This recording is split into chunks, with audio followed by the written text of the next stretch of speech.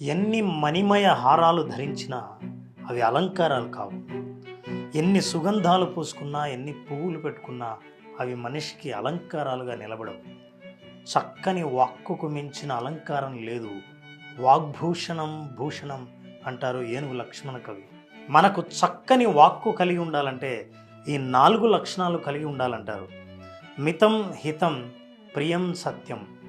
మితం అవసరమైనంతే మాట్లాడడం, వీలైనంత తక్కువగా మాట్లాడడం.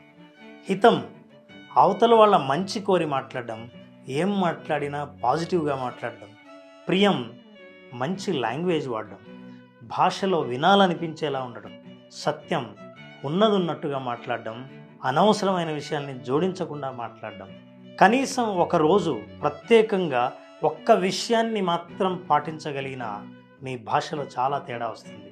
మీరు ఈరోజు పాటించబోయే ఈ 4 విషయాలు